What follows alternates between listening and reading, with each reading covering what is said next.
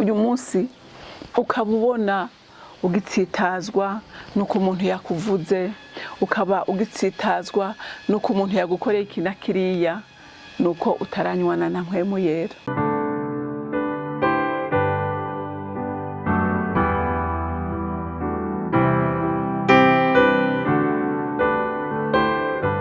Bakunzi ba Holy Canaan TV, subiye kubaramutsa ngo amahoro ya Kristo abane namwe.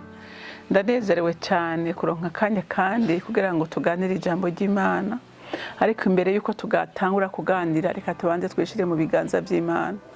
Mana datarugira byose uri mu ijuru, ndagushima kandi ndakurinahaza. Utugiriye neza, utuvyuye amahoro, kandi mukunzi mwiza ntacyo utakoze kugira ngo tugubwe neza.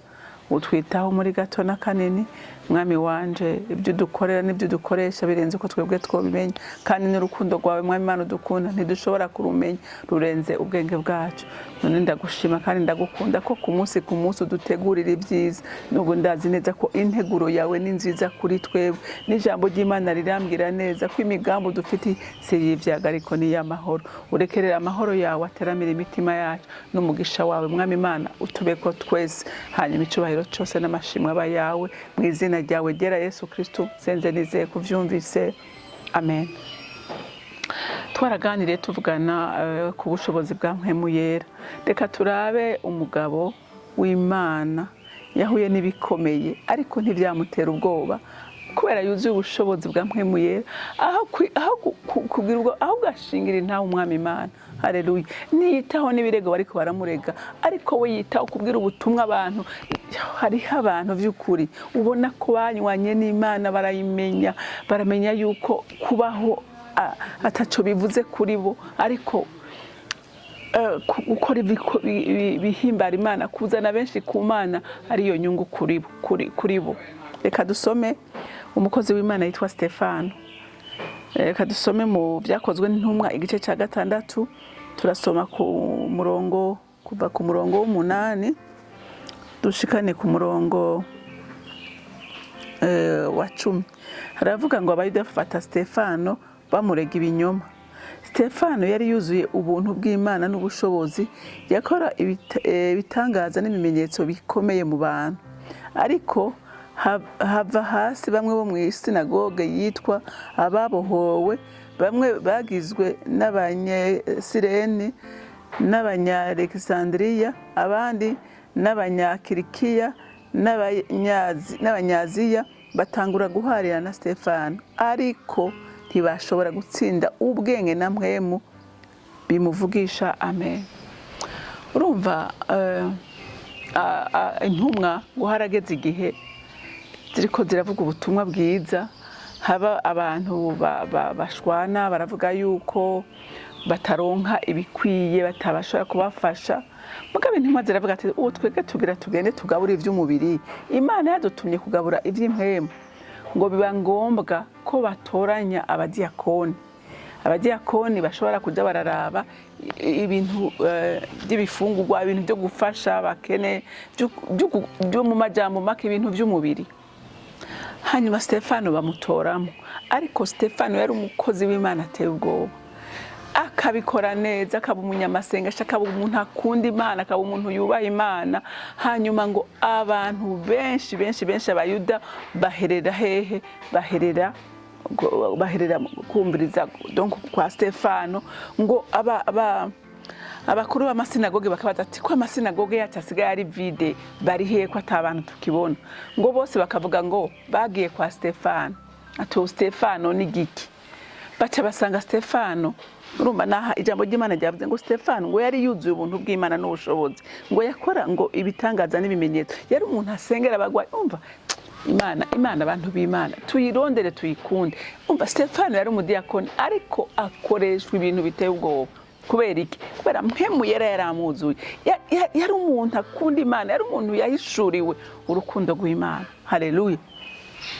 Ngo agakoresha ibitangaza. Hanyuma ngo barashavura cyane, baravuga ati aba bantu twarisha umwami wabo, aho uko abantu bagabanuka baguma biyongera, atereka n'uyu tumwice. Bagira imigambi ingene bica Stefano. Hanyuma ngo batangura rero kumuhaririza, ariko ngo Stefano ngo twasomye ngo ariko ntibashobora gutsinda ubwenge na mpemu bimuvugisha.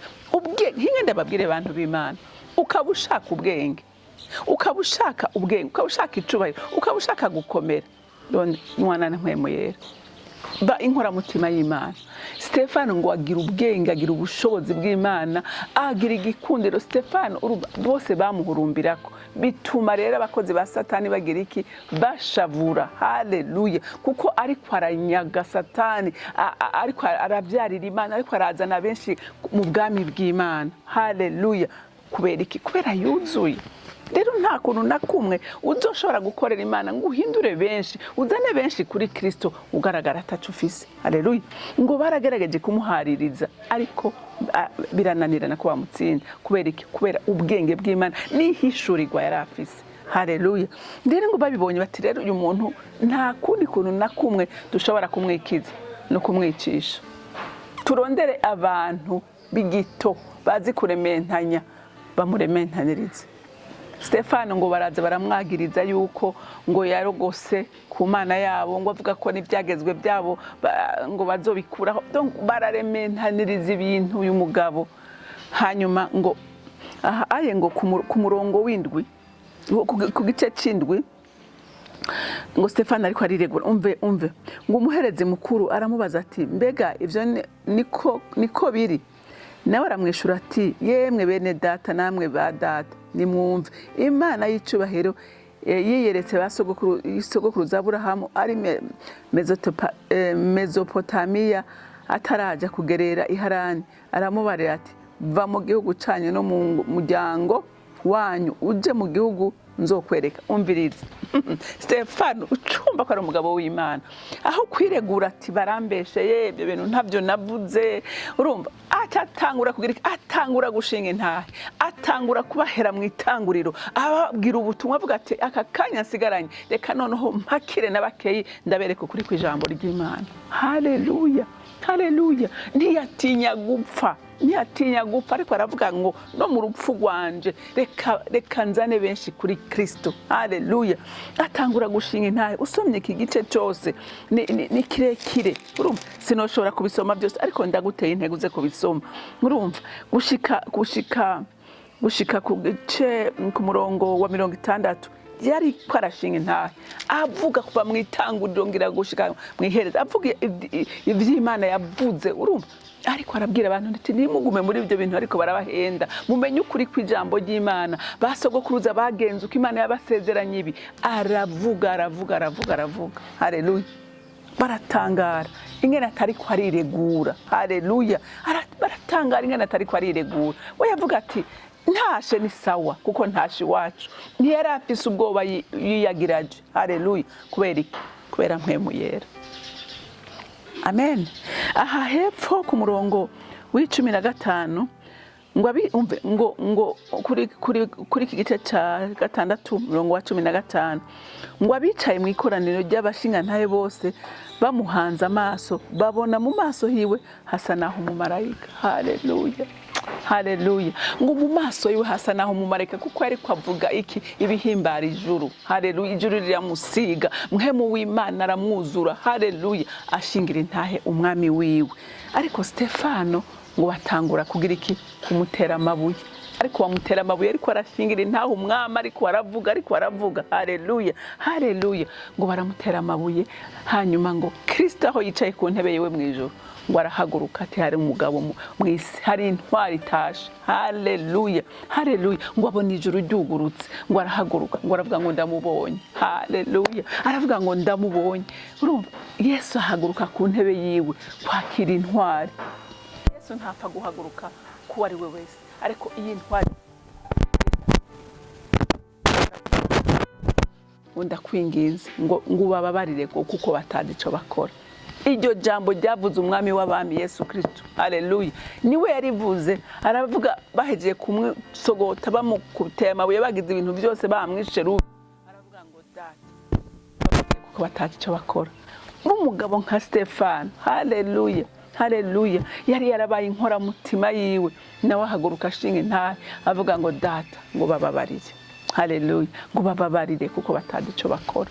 Rero uyu munsi ukabubona ugitsitazwa nuko umuntu yakuvuze, ukaba ugitsitazwa nuko umuntu yagukoreye iki na kiriya, nuko utaranywana na mpwemu yera. Ariko uwanywanye na mpwemu yera akaba yarimitse Kristo mu bugingo bwiwe vy'ukuri, ntakangwa nuko bamuvuze, ntakangwa nuko bamututse, ntakangwa n'ibibazo ariko aracamwo, ariko ashingira intaho umwami. Haleluya.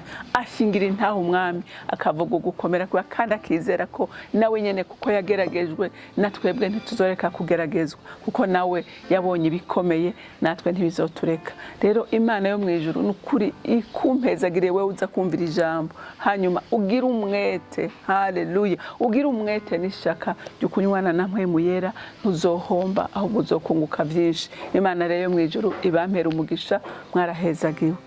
Mana data rugira byose uri mu ijuru, ndagushima kandi ndakuninahaza. Ndagushimira ko ari abagabo b'intwari twigira ku uyu munsi, tubona bakoresheje ibitangaza mwami Imana bagashingira intaye izina ryawe. Ese coma natwe uyu munsi tukaba abahungu n'abakobwa bashingira intaye izina ryawe, tudakangwa n'ibihuhusi, tudakangwa n'ibyo tubona, ko tuzi neza kudufumba se yirahiye ko atazokwigera tureka twenyene, ariko mu bitugerageza azoturerura mu mababa yiwe akabiturenganya. Mwami wanje Mana yanje, duhe gushikama no gutahura urukundo rwawe n'ineza yawe. Mwana we urakoze, ndagushimiye kandi ndakuninahaje. Icubahiro cyose n'amashimwe yose aba yawe, nkaba ndabisenze ndabyizeye kuvyumvise mu izina rya Kristo Yesu. Imana yo mwijuru ibampera umugisha, mugira umunsi mwiza, mwarahezaga.